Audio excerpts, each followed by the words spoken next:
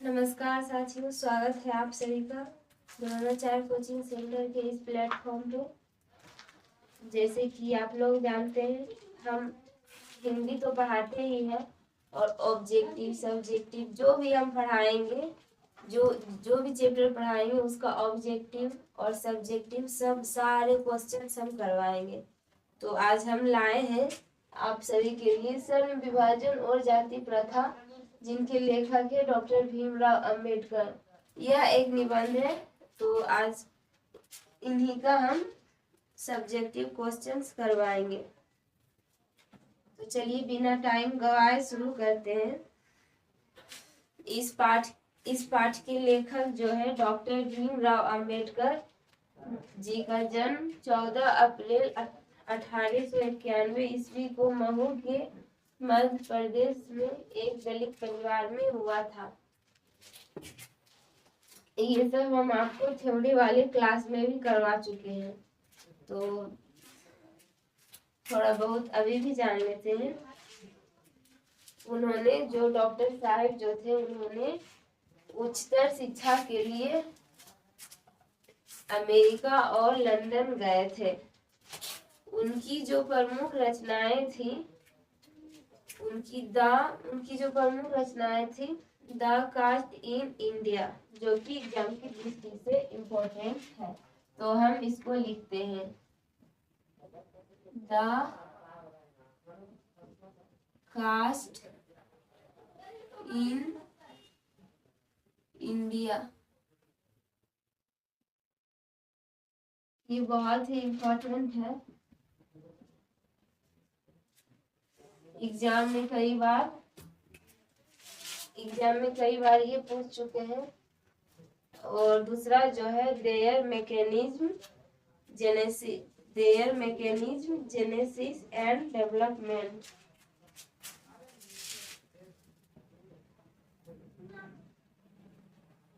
There mechanism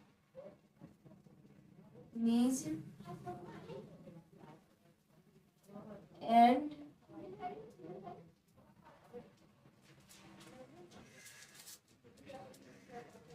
Genesis and development.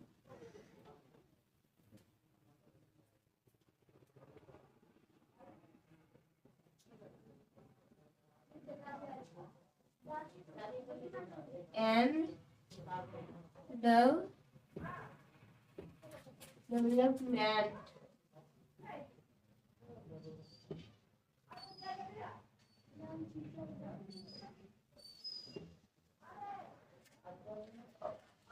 Their mechanism, genesis and development. ये भी important है। और एक और इम्पोर्टेंट है द अनटचेबल। ये इतना इम्पोर्टेंट नहीं है। The untouchable, the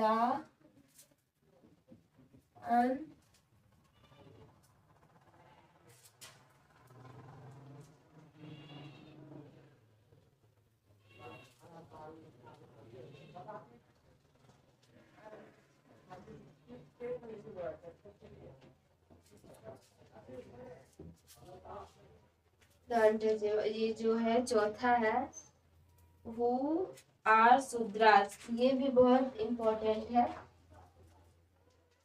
who are Shudras. और इनका है 5 नंबर का बुद्धा एंड हिज धम्मा।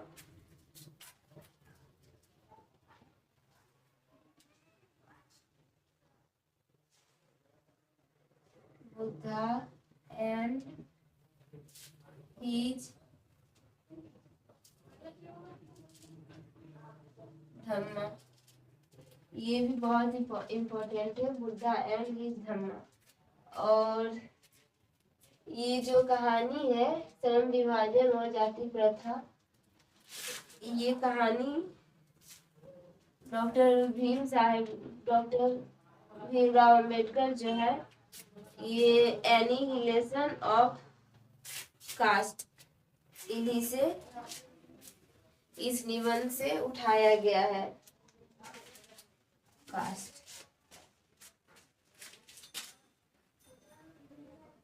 यह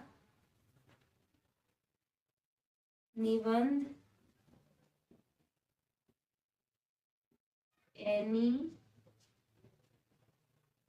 annihilation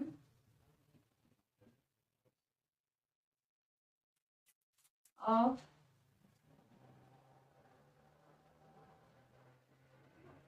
cast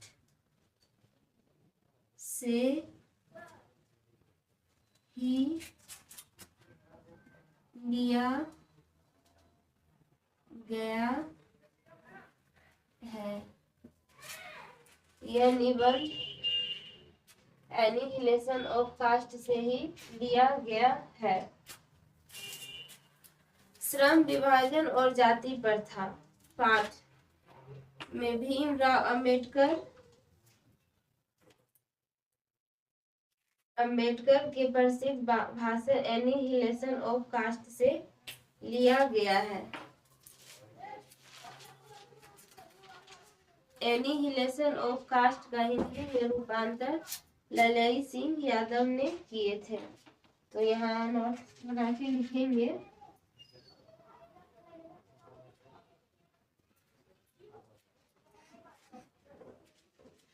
annihilation of cast का हिंदी में रूपांतर ललई सिंह यादव किए थे।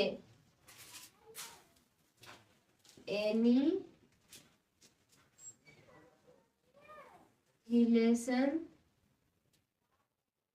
ऑफ कास्ट का हिंदी में रूपांतर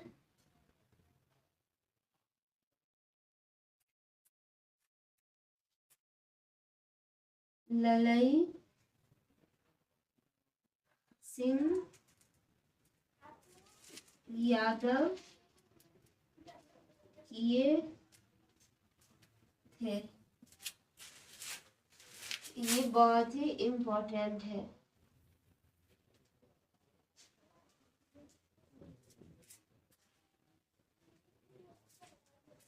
ये एग्जाम में कई बार आ चुका है कि एनिहिलेशन ऑफ कास्ट का हिंदी में रूपांतरण किसने किए थे। तो इसका आंसर होगा, क्योंकि एनिहिलेशन ऑफ कास्ट का हिंदी में रूपांतरण ललई सिंह यादव जो थे वो किए थे।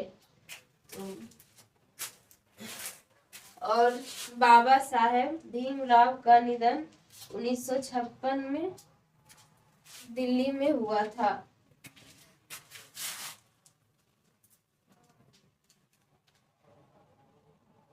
बाबा साहेब का निधन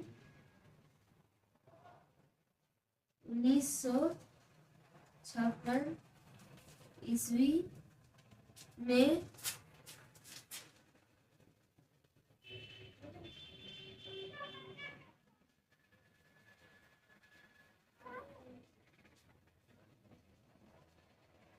दिल्ली में हुआ था। हमारे ये जो बाबा साहेब हैं, इनका निधन 1956 ईस्वी में दिल्ली में हुआ था। बाबा साहेब जो थे, जिन्होंने सबसे ज्यादा प्रभावित हुए थे, वो उनके जीवन में 3 व्यक्ति थे। तो लिखेंगे उनके चिंतन व रचनात्मक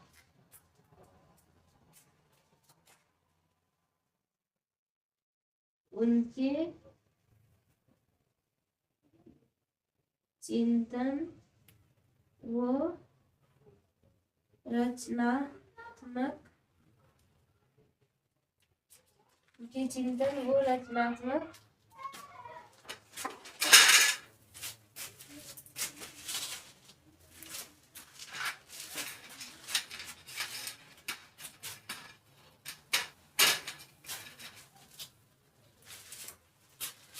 रचनात्मक के मुख्यतः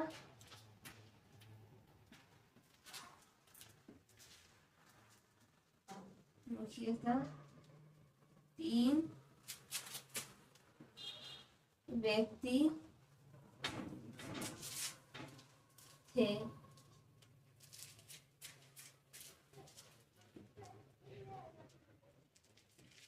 लिखेंगे बुद्ध, कबीर और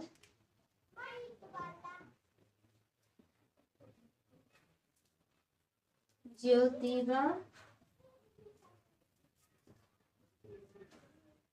फुले। डॉक्टर भीमराव जो थे उनके चिंतन व रचनात्मक के मुख्यतः तीन व्यक्ति थे, जो थे बुद्ध, कबीर और ज्योतिबा फुले। तो अब चलते हैं हम सब्जेक्टिव क्वेश्चन की तरफ। तो ये जो था कुछ जान लिए, जो जिसको हम ये थ्योरी में भी बता चुके हैं।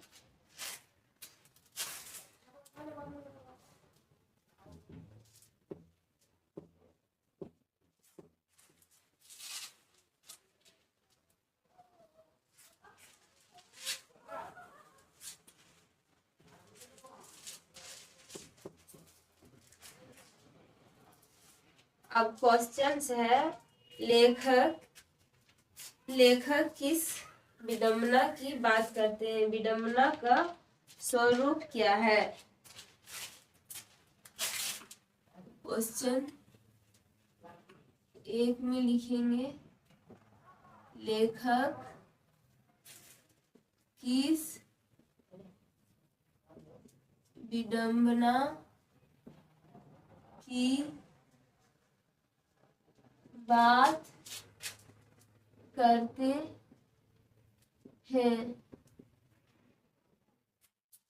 लेखक किस विडंबना की बात करते हैं? विडंबना का स्वरूप क्या है?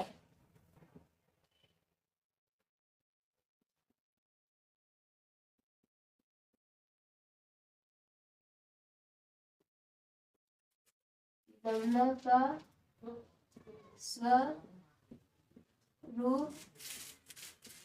क्या है? तो इसका आंसर होगा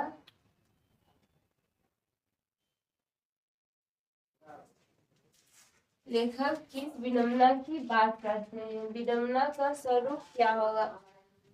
जो भी इस कहानी को पढ़ा होगा या सुना होगा वो बता देगा।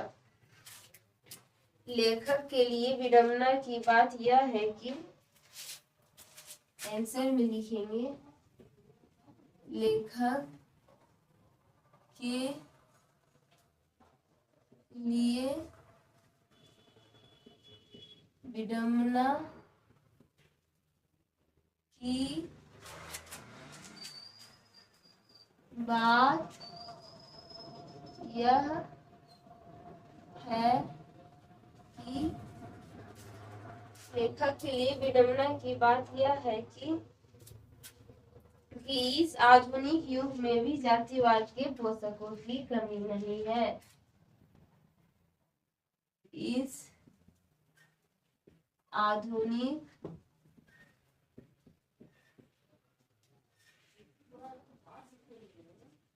युग में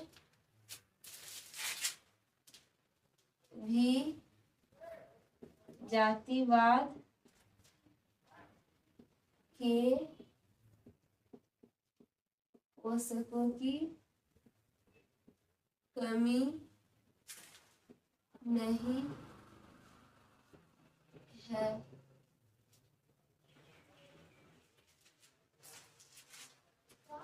हमारे इनके जो लेखक है बाबा साहेब, इनको लगता है कि विडंबना की बात, इनको लगता है कि लेखक के लिए कि विडंबना की बात यह है कि इस आधुनिक युग में भी जातिवाद के पोषकों की कमी नहीं है। क्वेश्चन नंबर दूसरा होगा, जातिवाद के पोषकों उसके पक्ष में क्या तर्क देते हैं। क्वेश्चन नंबर 2 में लिखेंगे, जातिवाद के पोषकों उसके पक्ष में क्या तर्क देते हैं।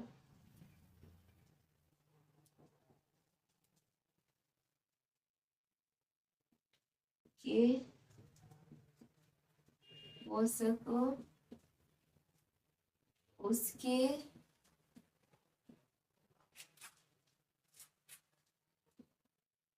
पक्ष में क्या तर्क देते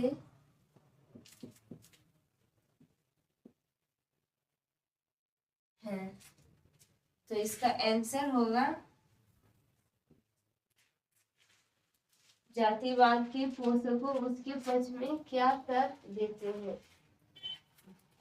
तो आंसर होगा, जातिवाद के पोषकों आधुनिक समाज में कार्य कुशलता के लिए जातिवाद के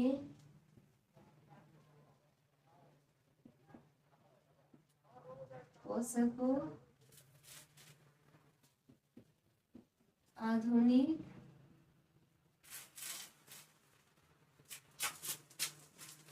समाज में जातिवाद के पोषकों आधुनिक समाज में कार्य कुशलता के लिए श्रम विभाजन को आवश्यक मानता है। कार्य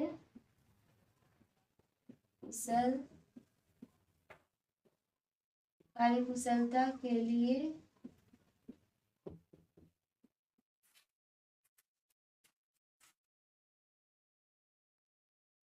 श्रम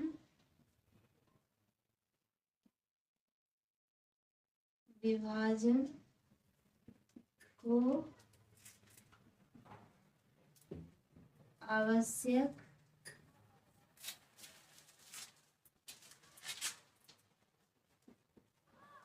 मानता है। जातिवाद के पोषकों आधुनिक समाज में कार्य कुशलता के लिए श्रम विभाजन को आवश्यक मानता है और कहते हैं कि जाति प्रथा भी श्रम विभाजन का दूसरा रूप है। और कहते हैं कि श्रम विभाजन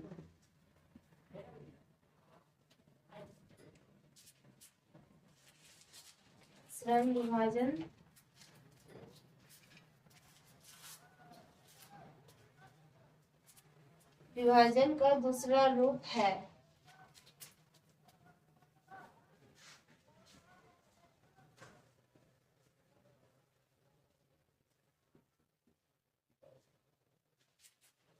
दूसरा रूप है, इसलिए इसमें कोई बुराई नहीं है।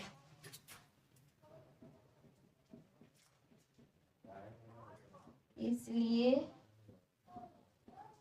इसमें कोई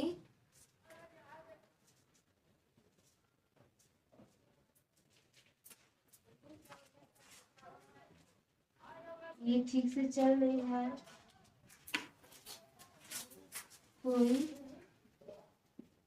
बुराई नहीं है।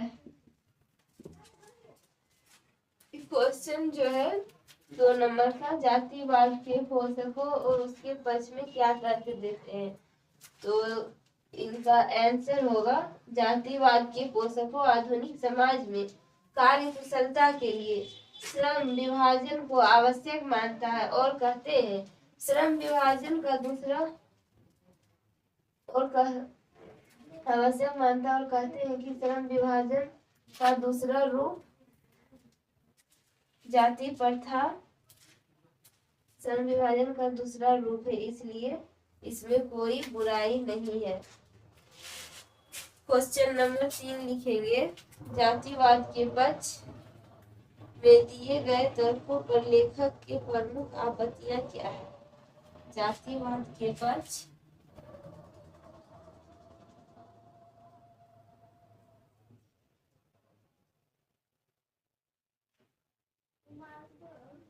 के पक्ष दिए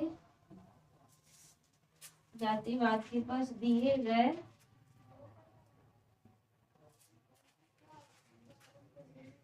तर्कों पर लेखक की प्रमुख आपत्तियां क्या है?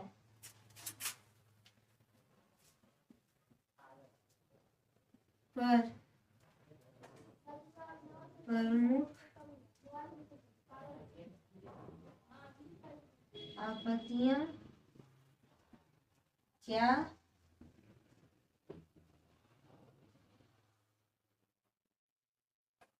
है? जातिवाद के पक्ष दिए गए तर्कों पर प्रमुख आपत्तियां क्या है?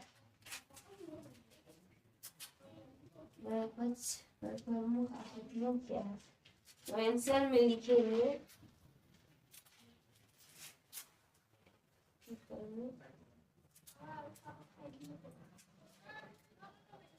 यहाँ पे होगा लेखक की प्रमुख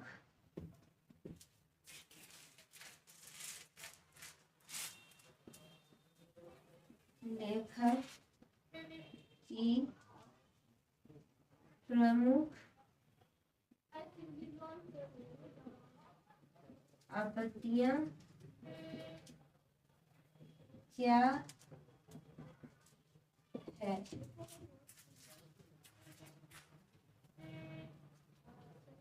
तो उत्तर में लिखेंगे जातिवाद के पक्ष पर दिए गए तर्कों पर लेखक की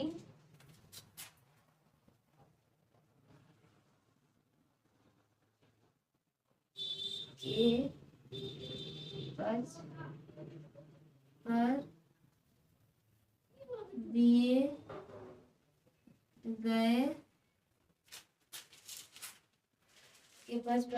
गए लेखक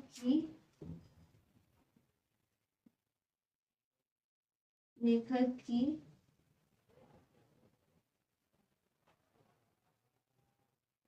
पहली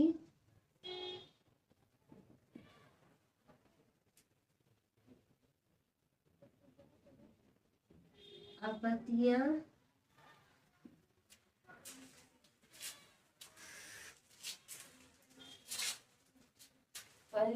आपत्ति यह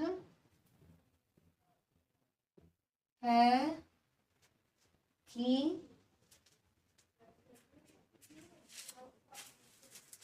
जाति प्रथा श्रम विभाजन के साथ साथ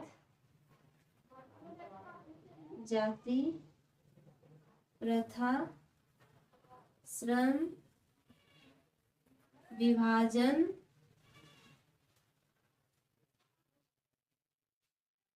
के साथ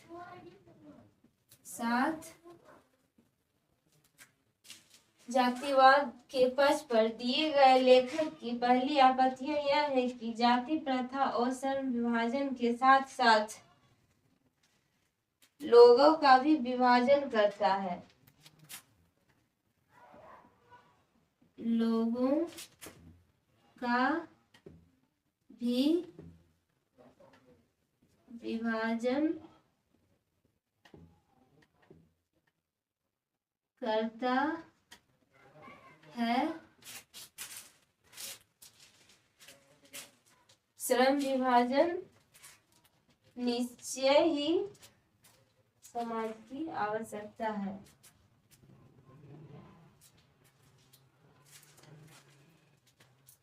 श्रम विभाजन निश्चय ही सभ्य समाज की आवश्यकता है, परंतु किसी भी सभ्य समाज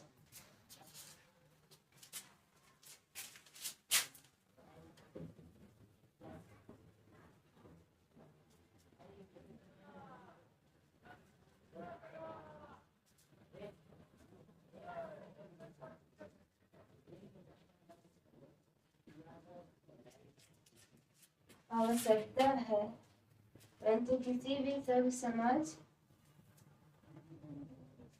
परंतु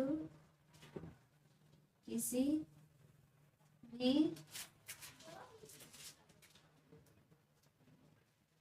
सभ्य समाज में कार्य के साथ साथ लोगों का भी विभाजन सही नहीं है।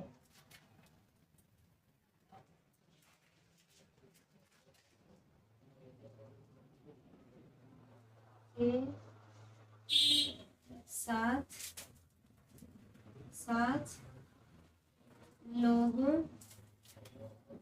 का भी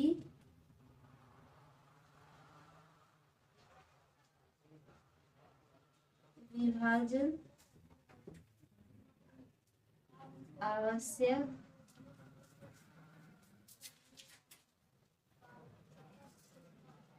नहीं है। सभ्य समाज कार्य के साथ साथ लोगों का ये विभाजन आवश्यक नहीं है। जातिवाद के पास दिए गए तर्कों पर लेखक की प्रमुख आपत्तियां क्या है? तो हम लिखे हैं जातिवाद के पक्ष पर दिए गए लेखक की पहली आपत्तियां यह है कि श्रम विभाजन के साथ साथ लोगों का भी विभाजन करता है। सही बात है, श्रम विभाजन निश्चय ही सभ्य समाज की आवश्यकता है, परंतु किसी भी सभ्य समाज के साथ साथ लोगों का भी विभाजन आवश्यक नहीं है।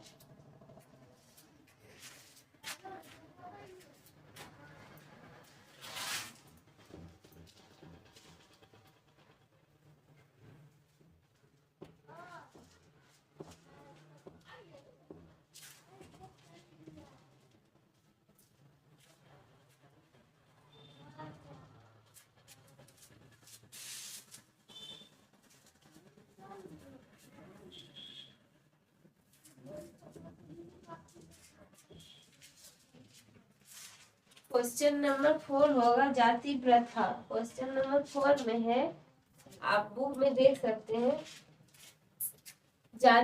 जाति प्रथा भारतीय समाज में श्रम विभाजन का स्वाभाविक रूप क्यों नहीं कही जा सकती?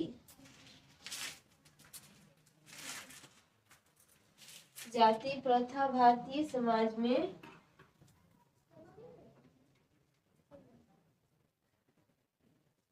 जाति प्रथा भारतीय समाज में श्रम विभाजन का स्वाभाविक रूप क्यों नहीं कही जा सकती?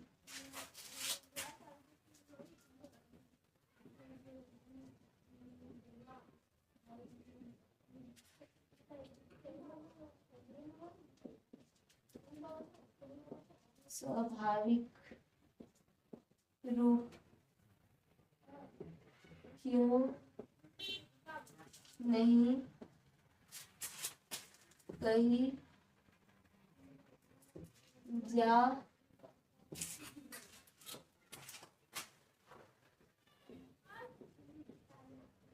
सकती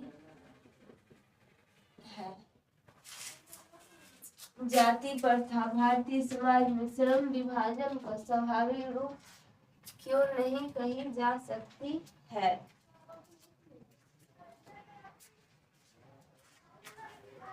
तो आंसर में लिखेंगे, भारत की जाति प्रथा की एक और विशेषता यह है कि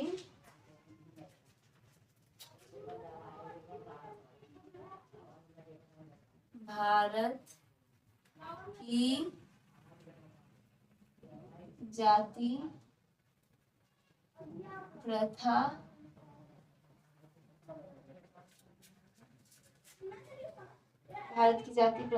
का की एक और विशेषता यह है कि एक और विशेषता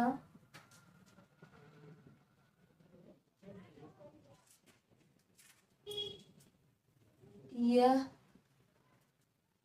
है कि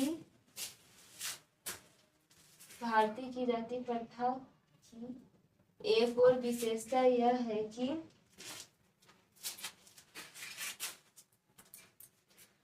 श्रमिकों का अस्वाभाविक विभाजन ही नहीं बल्कि श्रमिकों का अस्वाभाविक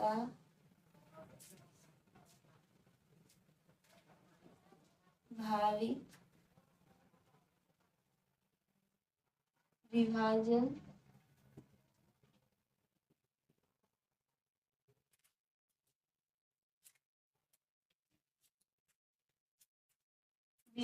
ही नहीं बल्कि श्रमिकों का एक दूसरे से ऊंच नीच दर्शाता है ही नहीं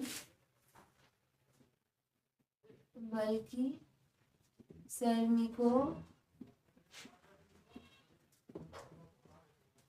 का ऊंच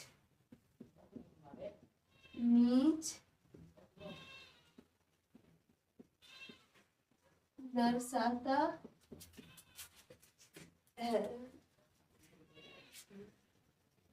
यह कि श्रमिकों का स्वयं विभाजन ही नहीं बल्कि श्रमिकों का ऊंच नीच दर्शाता है जो विश्व में किसी भी समाज में नहीं पाई जाती। जो विश्व में किसी भी समाज में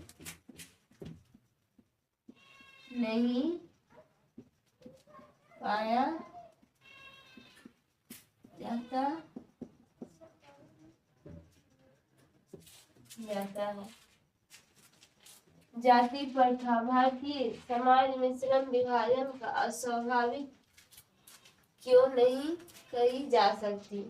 तो आंसर होगा भारत की जाति प्रथा की एक और विशेषता यह है कि श्रमिकों का अस्वाभाविक विभाजन ही नहीं बल्कि श्रमिकों का ऊंच नीच दर्शाता है जो विश्व में किसी भी समाज में नहीं पाया जाता है।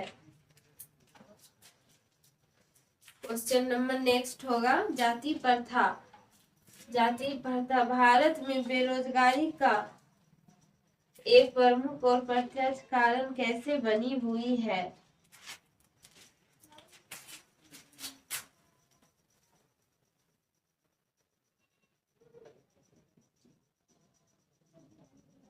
भारत में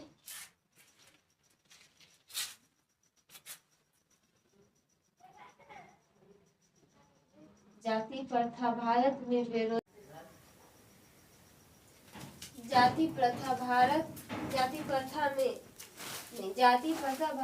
बेरोजगारी का एक प्रमुख और प्रत्यक्ष कारण कैसे बनी हुई है? तो हम आंसर में लिखेंगे फ्रेंड,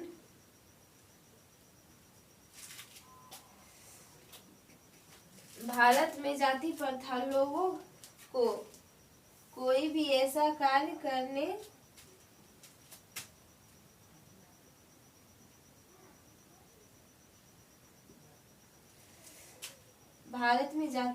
लोगों को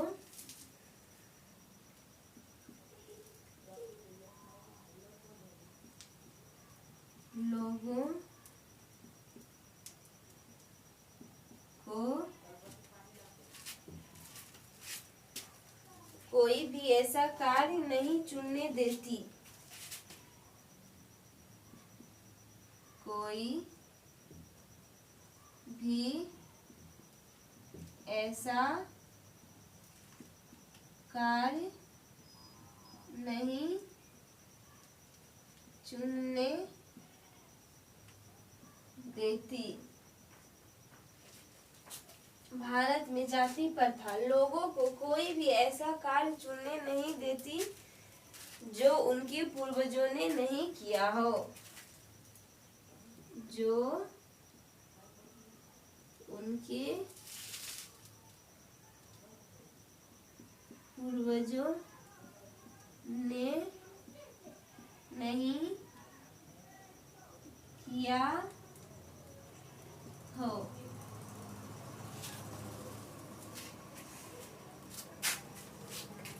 लोग अपने पूर्वजों का कार्य ही चुनते हैं।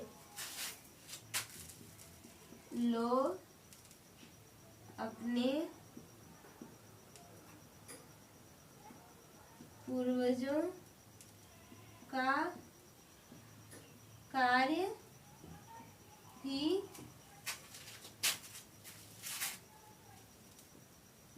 चुनते हैं, जिसके कारण जाति प्रथा भारत में बेरोजगारी का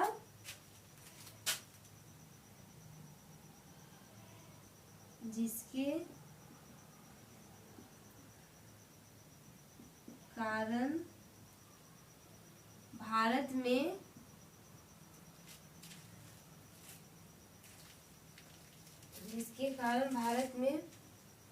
बेरोजगारी का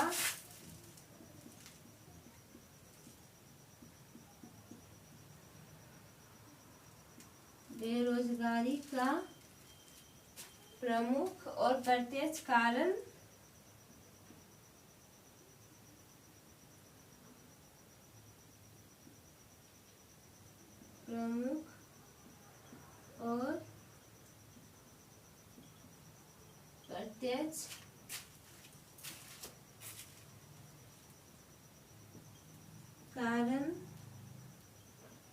बनी हुई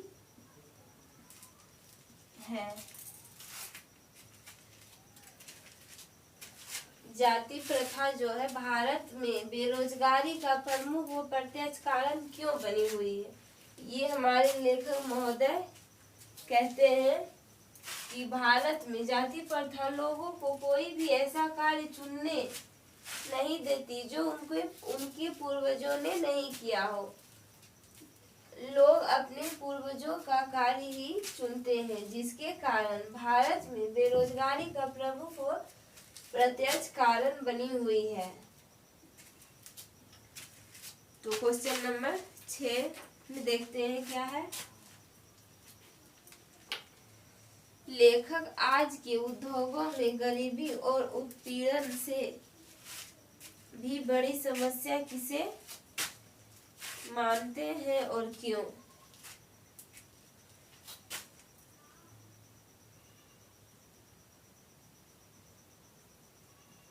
लेखक आज के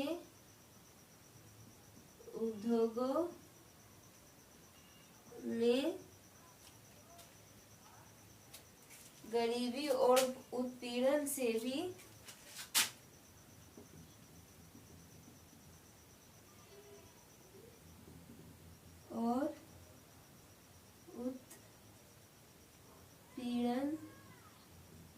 से भी बड़ी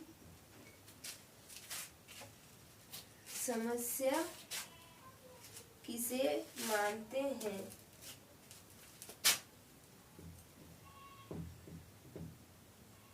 समस्या किसे और क्यों मानते हैं?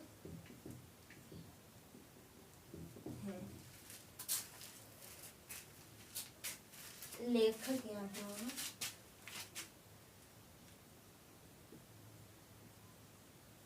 लेखक आज के उद्योगों में गरीबी और उत्पीड़न से भी बड़ी समस्या किसे और क्यों मानते हैं? तो आंसर में होगा लेखक गरीबी और उत्पीड़न से भी बड़ी समस्या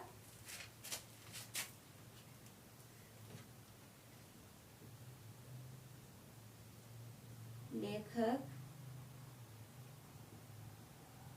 गरीबी और उत्पीड़न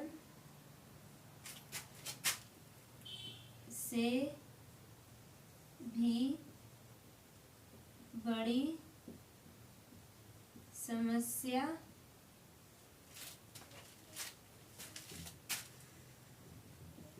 जाति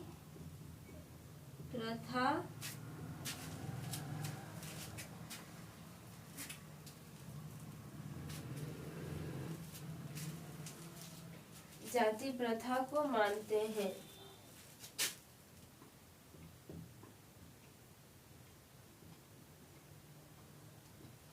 लेखक गरीबी और उत्पीड़न से भी बड़ी समस्या जाति प्रथा को मानते हैं, क्योंकि जाति प्रथा लोगों का उनके स्वभाव के अनुसार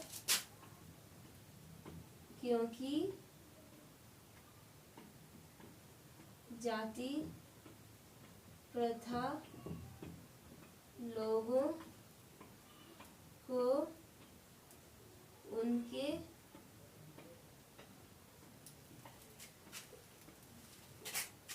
स्वभाव के अनुसार कार्य चुनने की अनुमति नहीं देती।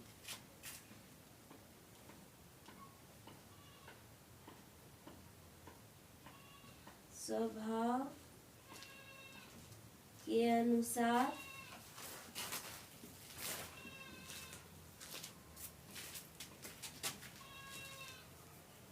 उनके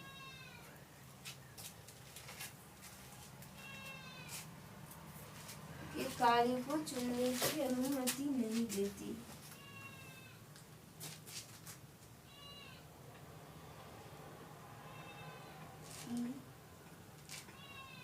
अनुमति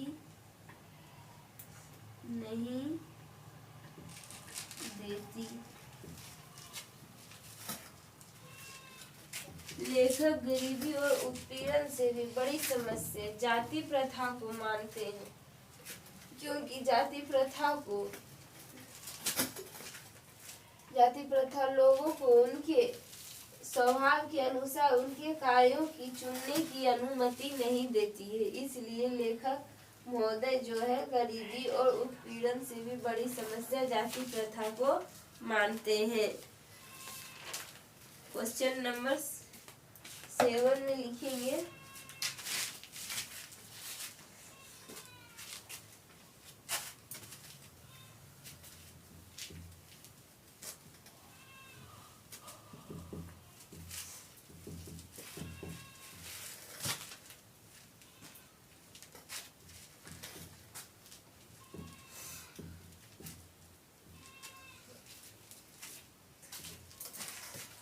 लेखक ने पाठ में किन प्रमुख पहलुओं को जाति प्रथा को हानिकारक प्रथा के रूप में दिखाया है?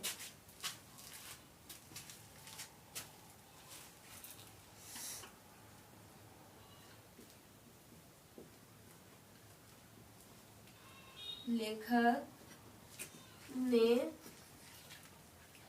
पाठ में किन प्रमुख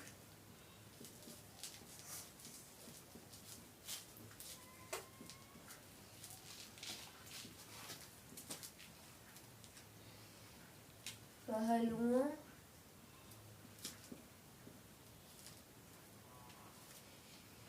लेखक ने पाठ में किन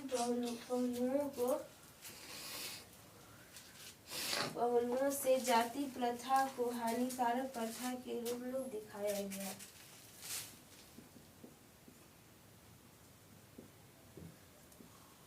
प्रथा को हानिकारक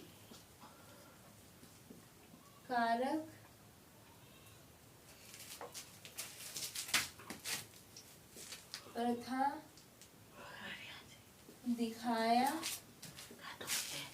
गया है।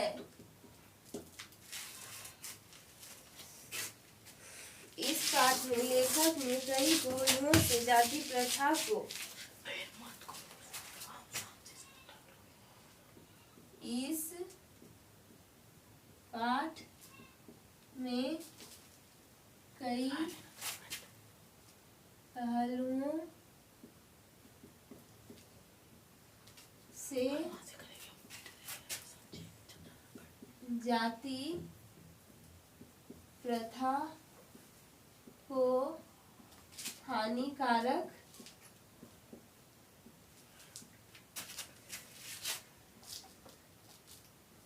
प्रथा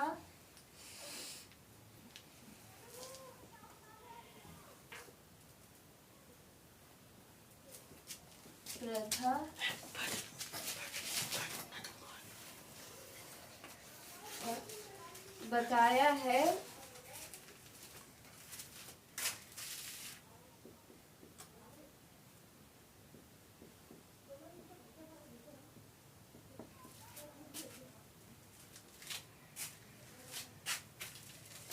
लेखक ने पाठ में किन प्रमुख पहलुओं से जाति प्रथा को हानिकारक प्रथा दिखाया गया है? तो इस पाठ में कई पहलुओं से जाति प्रथा को हानिकारक प्रथा बताया गया है, जिसमें आर्थिक और रचनात्मक पहलू सबसे प्रमुख है।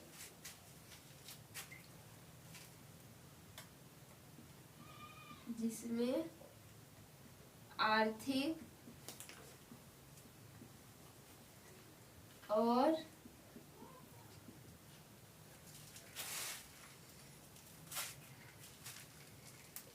रचनात्मक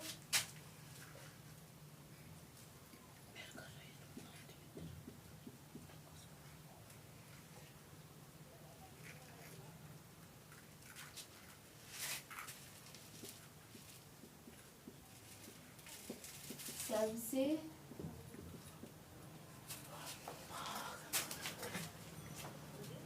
पहले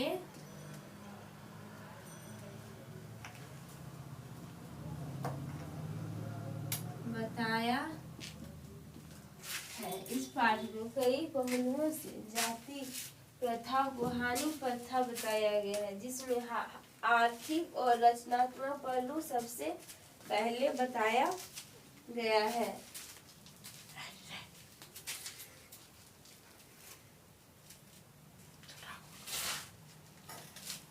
क्वेश्चन नंबर 7 होगा, सच्चे लोकतंत्र की स्थापना के लिए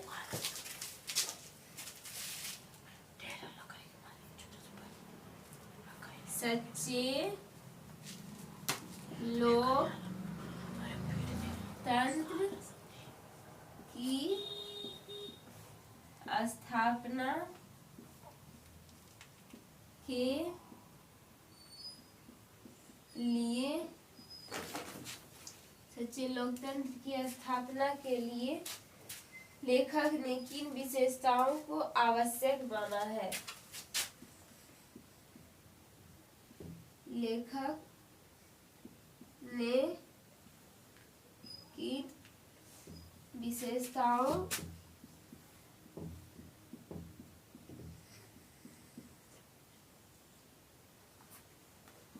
को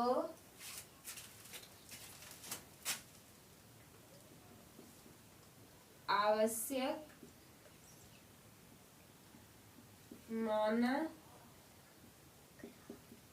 है? सच्चे लोकतंत्र की स्थापना के लिए लेखक ने किन विशेषताओं को आवश्यक माना है? तो आंसर में लिखेंगे, लोकतंत्र की स्थापना के लिए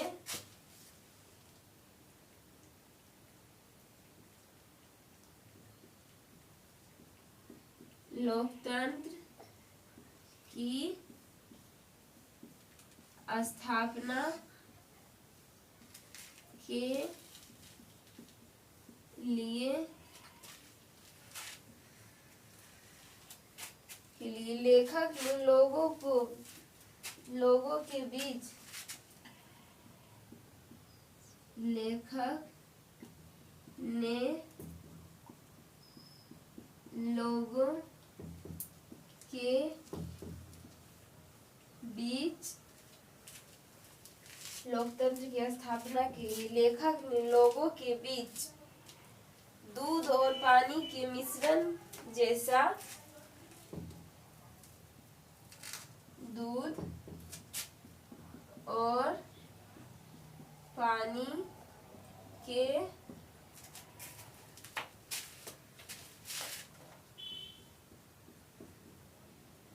मिश्रण जैसा भाईचारे को आवश्यक मानता है। भाईचारे को आवश्यक मानता है। सच्चे लोकतंत्र की स्थापना के लिए लेखक ने किन विशेषताओं को आवश्यक मानता है? तो आंसर में लिखे हैं, लोकतंत्र की स्थापना के लिए लेखक ने लोगों के बीच दूध और पानी के मिश्रण जैसे भाईचारे को आवश्यक मानता है। तो ये कुछ सब्जेक्टिव क्वेश्चन थे फ्रेंड्स। उम्मीद करते हैं कि आप लोग को समझ आया हुआ होगा। तो चलिए इसी के साथ विदा लेते हैं।